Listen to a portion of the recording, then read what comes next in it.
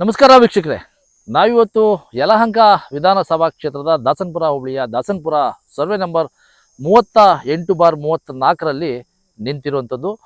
ಈಗ ಇಲ್ಲಿ ಸಾಕಷ್ಟು ಸಮಸ್ಯೆಗಳು ಆಗಿರುವಂಥದ್ದು. ಇಲ್ಲಿನ ಸ್ಥಳೀಯ ಜಮೀನು ವಾರಸುದಾರರು ಏನಿದ್ದಾರೆ ಅವರು ಒಂದು ಫೋನ್ ಕರೆ ಮುಖಾಂತರ ನಮ್ಮ ಹತ್ರ ಅವಳ ಸಮಸ್ಯೆಗಳನ್ನು ಹೇಳ್ಕೊಂಡಂಥ ಸಂದರ್ಭದಲ್ಲಿ ನಾವು ಇವತ್ತು ಬಂದಿರುವಂಥದ್ದು. ತಾವು ನನ್ನ ಹಿಂದೆ ನೋಡ್ತಾ ಇದ್ದೀರಾ, ಒಂದು ದೊಡ್ಡ ಮಟ್ಟದ ಒಂದು ಕಾಂಪೌಂಡನ್ನು ಇಲ್ಲಿ ಮಾಡಿದ್ದಾರೆ.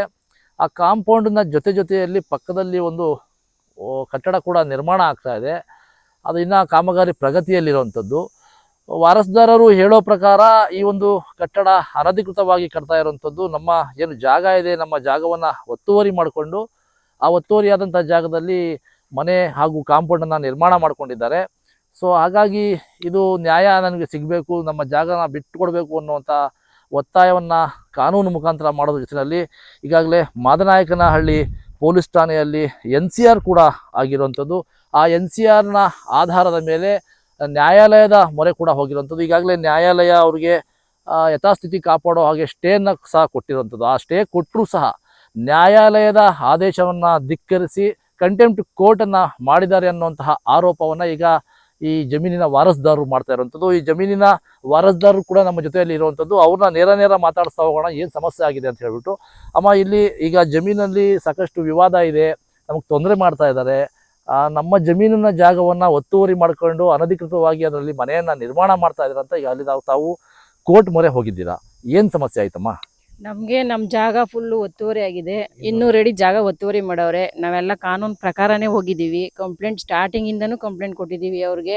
ಅದು ಕೊಟ್ಟರು ಅಯ್ಯಪ್ಪ ಕಾನೂನಿಗೂ ತಲೆ ಬಾಗ್ತಾ ಇಲ್ಲ, ಸ್ಟೇಷನ್ಗೂ ತಲೆ ಬಾಗ್ತಾ ಇಲ್ಲ. ಅವ್ರು ಕರೆದು ಎಲ್ಲ ಹೇಳಿದ್ದಾರೆ, ಎಲ್ಲ ಇದು ಮಾಡಿದ್ರು ಅವನು ಏನು ಅದಕ್ಕೆ ಕೇರ್ ಮಾಡ್ತಾ ಇಲ್ಲ, ಕಾನೂನಿಗೂ ಕೇರ್ ಮಾಡ್ತಾ ಇಲ್ಲ ಅವರು. ನಮಗೆ ನಮ್ಮ ಜಾಗ ನಮಗೆ ಒತ್ತುವರಿ ಆಗೋ ಜಾಗ ಬಿಡುಗಡೆ ಮಾಡ್ಕೊಡ್ಬೇಕು. ಅಮ್ಮ, ಈಗ ಈ ಜಾಗ ಈಗಾಗಲೇ ನಾವು ನೋಡ್ತಾ ಇದ್ದೀವಿ. ಸುಮಾರು ಪಾಯ ಲೆವೆಲಿಂದ ಹಿಡಿದು ಈಗ ಮೋಲ್ಡಿಂಗ್, ಒಂದು ಹಂತದ ಮೋಲ್ಡಿಂಗ್ ಕೂಡ ಆಗಿ ಮೇಲ್ಗಡೆ 2ನೇ ಹಂತದ ಕಾಮಗಾರಿ ನಡೀತಾ ಇದೆ. ಆದರೂ ಸಹ ಇದನ್ನು ತಡೆಯುವಂಥ ಪ್ರಯತ್ನ ಕಾನೂನಾತ್ಮಕವಾಗಲಿ ಅಥವಾ ಪೊಲೀಸ್ ಅವರು ಕೋರ್ಟ್ನ ಆದೇಶದ ಮೇರೆಗೆ ಆಗಲಿ ಅದು ತಂದು ನಿಲ್ಲಿಸುವಂಥ ಕೆಲಸವನ್ನು ಮಾಡ್ತಾ ಇಲ್ಲ. ಈ ವಿಚಾರವಾಗಿ ಪೊಲೀಸ್ನವ್ರ ಹತ್ರ ಪ್ರಶ್ನೆ ಮಾಡಿದಂಥ ಸಂದರ್ಭದಲ್ಲಿ ಏನನ್ನ ಹೇಳ್ತಾರೆ?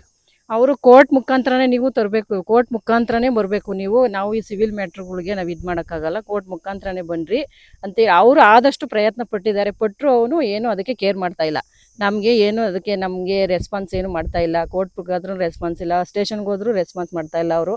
ಇಲ್ಲ ನನಗೆ ಯಾವುದು ಇದು ಬಂದಿಲ್ಲ ನಾನು ಅಂತ ಹೇಳ್ಬಿಟ್ಟು ಅಯ್ಯಪ್ಪ ಇದಕ್ಕೆ ಕೋರ್ಟ್ಗೂ ಅವನು ಬೆಲೆ ಕೊಡ್ತಾ ಇಲ್ಲ, ಸ್ಟೇಷನ್ಗೂ ಬೆಲೆ ಕೊಡ್ತಾ ಇಲ್ಲ. ಸರ್, ಈಗ ಕೋರ್ಟು ಮೊರೆ ಮತ್ತು ಪೊಲೀಸ್ ಠಾಣೆಯ ಮೆಟ್ಟಿಲೇರಿರುವಂಥದ್ದು ಈ ಒಂದು ವಿಚಾರವಾಗಿ, ಅಂದರೆ ಜಮೀನಿನ ವಿಚಾರವಾಗಿ. ಈ ಒಂದು ಜಮೀನಿನ ಒತ್ತುವರಿ ಮಾಡಿದಂತಹ ವ್ಯಕ್ತಿಗಳು ನಿಮ್ಗೆ ಯಾರು ಗೊತ್ತಿದ್ದಾರೆ? ಅವ್ರು ಯಾರು ಅಂತ? ನಮಗೆ ಗೊತ್ತಿರೋದು ಜಯರಾಮ್ ಅಂತ ಅಲ್ಲಿ ಕಟ್ತಾ ಇರೋದು ಬಿಲ್ಡಿಂಗು. Jayaramu BMTC driver. ಏನು ನಾವು ಎಲ್ಲನೂ ಪ್ರಯತ್ನ ಮಾಡ್ದೋ, ದಯವಿಟ್ಟು ಎಲ್ಲನೂ ಇದು ಬೇಡ, ಒತ್ತುವರಿ ಮಾಡಬೇಡ, ತುಂಬ ತೊಂದರೆ ಆಗತ್ತೆ, ಏನಕ್ಕೆ ಯಾರಿಗೂ ತಲೆ ಬಾಗ್ದಂಗೆ ಯಾರಿಗೂ ಎದುರ್ಕೊಂಡಂಗೆ ಬಿಲ್ಡಿಂಗು ಕಟ್ಟಡ ನಿರ್ಮಾಣ ಮಾಡ್ತಾ ಇದ್ದಾನೆ. ಯಾರಿಗೂ ಬೆಲೆ ಕೊಡ್ತಾಯಿಲ್ಲ. ಹೇಳ್ದು ಬೇಡ ಸರ್, ಒತ್ತುವರಿ ಆಗಿದೆ, ತುಂಬ ಕಾಂಪೌಂಡು ತೊಂದರೆ ಇದೆ ಅಂತಂದ್ರೂ ಕೇಳ್ತಾ ಇಲ್ಲ. ಅಲ್ಲ, ಈಗ ಇಷ್ಟೊಂದು ಉದಾರವಾಗಿ ಯಾರದೇ ಭಯವಿಲ್ಲದೆ ರಾಜಾರೋಷವಾಗಿ ಈಗ ನೀವು ಹೇಳೋ ಪ್ರಕಾರ ನಮ್ದು ಜಾಗ ಒಂದು 200 ಅಡಿ ಇದೆ ಅಂತ ಹೇಳ್ತಾ ಇದ್ದೀರಾ. ಇದು ಸರ್ವೆ ಮಾಡ್ಲಿಲ್ವಾ? ಅವ್ರ ಬಿಲ್ಡಿಂಗ್ ಕಟ್ಟಕ್ಕೆ ಮುಂಚೆ ಸರ್ವೆ ಮಾಡಿಸ್ಲಿಲ್ವಾ ಅಂತ? ಅವರು ಸರ್ವೆ ಮಾಡಿಸಿದಾಗ, ನಾವು ಸರ್ವೆ ಮಾಡಿಸಿದಾಗ ಕರೆದಿದ್ದು ಅವ್ರನ್ನ, ಶ್ರೀನಿವಾಸ್ ಅನ್ನೋರು ಓನರು. ಅವ್ರಿಗೆ ಕರೆಸಿದಾಗ ಸೈನ್ ಹಾಕಪ್ಪ ಅಂತ ಇವರು ಹೇಳಿದ್ರು. 200 ಅಡಿ ಒತ್ತುವರಿ ಆಗಿದೆ ಅಂತ ಸರ್ವೇರ್ ಹೇಳಿದ್ರು. ಸರ್ವೇರ್ ಮಾತಿಗೂ ಸೈನ್ ಹಾಕ್ದಂಗೆ ಹೊರಟೋಗ್ಬಿಟ್ಟ ಅಯ್ಯಪ್ಪ. ಈ ಥರ ಆಯಿತು ಸರ್. ಇವಾಗ ಕೋರ್ಟ್ ಆದೇಶ ಬಂದರೂ ಕೂಡ ಪೊಲೀಸ್ನವರು ಈ ವಿಚಾರವಾಗಿ ಯಾರೂ ಸಹ ಮುಂದೆ ಬರ್ತಾ ಇಲ್ಲ. ಏನು ಕೋರ್ಟ್ ಆದೇಶ ಮಾಡಿದೆ, ಅವ್ರನ್ನ ಕರೆಸಿ ಮಾತಾಡೋವಂಥದ್ದು, ನೋಡಪ್ಪ ಈ ಥರ ಕೋರ್ಟಲ್ಲಿ ಈ ಥರ ಆದೇಶ ಆಗಿದೆ, ಕೋರ್ಟಲ್ಲಿ ತೀರ್ಮಾನ ಆಗೋವರೆಗೂ ನೀನು ಕೆಲಸ ಮುಂದುವರಿಸ್ಬೇಡ ಅಂತ ತಿಳಿ ಹೇಳೋವಂಥ ಮಾತೇನಾದರೂ ಪೊಲೀಸ್ನವ್ರು ಮಾಡಿದಾರಾ ಅಂತ? ಮಾಡಿದ್ದಾರೆ, ಅವರು ಎಲ್ಲ ಹೇಳಿದ್ದಾರೆ. ಪೊಲೀಸ್ ಸ್ಟೇಷನ್ಗೆ ಕರೆದು ಬರಳಿದ್ದಾರೆ.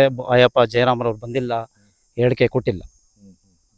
ಸೊ ಈಗ ಇಷ್ಟೆಲ್ಲ ಸಮಸ್ಯೆಗಳು ಇರುವಂಥ ನಿಮ್ಮ ಜಾಗದಲ್ಲಿ ಮುಂದಿನ ದಿನಗಳಲ್ಲಿ ಮತ್ತೆ ನನ್ನ ಸರ್ವೆ ಮಾಡಿ ಇತ್ಯರ್ಥ ಮಾಡ್ಕೊಳ್ಳೋಂಥದ್ದು ಏನಾರ ಇದೆಯಾ, ಅಥವಾ ನಿಮ್ಗೆ ಪಕ್ಕ ಕನ್ಫರ್ಮ್ ಇದೆಯಾ ನಮ್ಮದೇ ಜಾಗ ನಮ್ದಿದೆ? ಜಾಗ ಕನ್ಫರ್ಮ್ ಇದೆ, ನಮ್ದು 200 ಅಡಿ ಕನ್ಫರ್ಮ್ ಇದೆ. 3 ಸರಿ ಸರ್ವೆ ಮಾಡಿಸಿದ್ವಿ, 3 ಸತಿ 200 ಅಡಿ ಒತ್ತುವರಿ ಆಗಿದೆ ಅಂದರು ಸರ್ವೇರ್.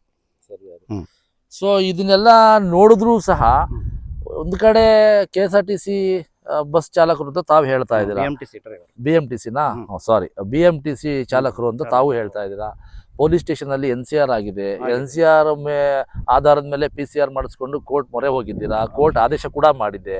ಸೊ ಇವೆಲ್ಲ ಕೋರ್ಟ್ ಕಂಟೆಂಪ್ಟ್ ಕೋರ್ಟ್ ಆದರೂ ಕೂಡ ಇವ್ರ ಮೇಲೆ ಏನಾದರೂ ಕ್ರಮಕ್ಕೆ ಮುಂದಾಗ್ತೀರಾ ಅಂತ? ಇಲ್ಲ, ಕೋರ್ಟಲ್ಲಿ ಏನಾಗುತ್ತೋ ಅದೇ ತೀರ್ಮಾನ. ಕೋರ್ಟಲ್ಲಿ ಏನು ತೀರ್ಮಾನ ಕೊಡ್ತಾರೋ ನಾವು ಜಡ್ಜ್ಮೆಂಟು ಅದಕ್ಕೆ ನಾವು ತಲೆ ಬಾಗ್ತೀವಿ. ಸೊ ವೀಕ್ಷಕರೇ, ಇದಿಷ್ಟು ಇಲ್ಲಿನ ವಾರಸುದಾರರ ಮಾತುಗಳಾಗಿದ್ವು. ಏನು ಪೊಲೀಸ್ ಸ್ಟೇಷನಲ್ಲಿ NCR ಮಾಡಿಸಿ ಆ ಒಂದು NCR ಮುಖಾಂತರ ಕೋರ್ಟ್ ಮೊರೆ ಹೋದರೂ ಕೂಡ ಕಂಟೆಂಪ್ಟ್ ಕೋರ್ಟ್ ಮಾಡ್ತಾ ಇದ್ದಾರೆ. ಕಂಟೆಂಪ್ಟ್ ಕೋರ್ಟ್ ಆದರೂ ಕೂಡ ಇವರ ವಿಚಾರದಲ್ಲಿ ಯಾವುದೇ ರೀತಿಯಾದ ಕ್ರಮ ಆಗ್ತಾ ಇಲ್ಲ. ಕಂಟೆಂಪ್ಟ್ ಕೋರ್ಟ್ ಆಗಿರೋದಕ್ಕೆ ನಾವು ಮತ್ತೆ ನ್ಯಾಯಾಲಯದ ಮೊರೆ ಹೋಗ್ತೀವಿ. ಕಾನೂನುಬದ್ಧವಾಗಿ ನಾವು ಏನು ನ್ಯಾಯವನ್ನು ಕೇಳಬೇಕು, ಏನು ಪಡ್ಕೋಬೇಕು ಅದನ್ನು ನಾವು ಪಡ್ಕೊಳ್ಳೋಂಥ ಪ್ರಯತ್ನ ಮಾಡ್ತೀವಿ ಅಂತ ಈ ಒಂದು ಜಾಗದ ವಾರಸುದಾರರು ಹೇಳ್ತಾ ಇರೋಂಥದ್ದು. ಮುಂದಿನ ದಿನಗಳಲ್ಲಿ ಈ ಒಂದು ಜಾಗದ ಒಂದು ಏನು ಆರೋಪಗಳು ಎಲ್ಲ ಬರ್ತಾ ಇದೆ, ಇವು ಯಾವ ಹಂತಕ್ಕೆ ಹೋಗಿ ತಲುಪ್ತವೆ ಅಂತ ಕಾದು ನೋಡೋಣ. ಎದೆಗಾರಿಕೆ ಸುದ್ದಿವಾಹಿನಿಗಾಗಿ ವಸೀಂ ದಾಸನಪುರ.